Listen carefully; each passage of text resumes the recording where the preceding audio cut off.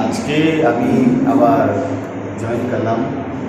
তো ত্রিপুরা রাজ্যের ডিগনিটারিসরা আছেন, মুখ্যমন্ত্রী, উপমুখ্যমন্ত্রী এবং প্রাক্তন মুখ্যমন্ত্রী তথা রাজ্যসভার সাংসদ, সবার হাত ধরে আমি আবার ঘরে ফিরলাম।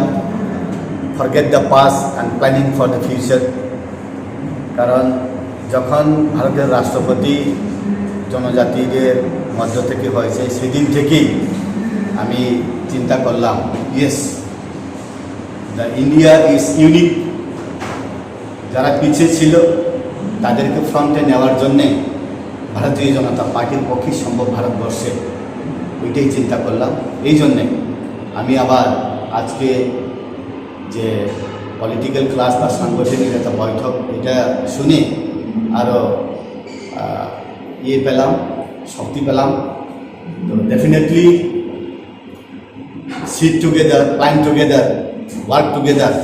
এই জন্য forget the past and planning and remember the future, এই জন্য আমি আবার কাজ শুরু করব। পার্টি যে দায়িত্ব দেবে এটাই করব, কিন্তু পাহাড়ে কাজ করার অনেক স্পেস আছে।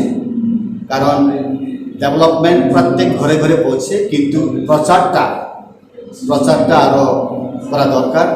কারণ বিশেষ করে পাহাড়ে এখন জলের সুবিধা না থাকা সত্ত্বেও কিন্তু ঘরের সুবিধা আছে, রেশনের সুবিধা আছে। প্রত্যেক ঘরে ঘরে, প্রত্যেক বিপিএল পরিবারে প্রধানমন্ত্রী আবাস যোজনার ঘর, প্রত্যেক ভিলেজ কমিটিতে, প্রত্যেক গাঁও সভাতে এখন দেখা যায়। তো কোনোদিন চিন্তা করতেই পারে না যে পাহাড়ে এরকম বিল্ডিং হবে, জঙ্গলের ভেতরে এরকম বিল্ডিং হবে, জঙ্গলের ভেতরে স্কুল হবে বা আমাদের একলব্য স্কুল হবে, কোনোদিন আশাই করা যায় না। তো মানুষ এখন পাহাড়ে না চাইতেই পায়। এটা সব প্রচার হয় না, কিন্তু এখন দেখা যায় যেটা ছিল না এখন সবার চোখের সামনে। তো এখন একটাই প্ল্যানিং যে আবার সরকার ফিরে আসুক। ইভেন সিপিএম এবং কংগ্রেস ত্রিপুরাতে আর আসবে না।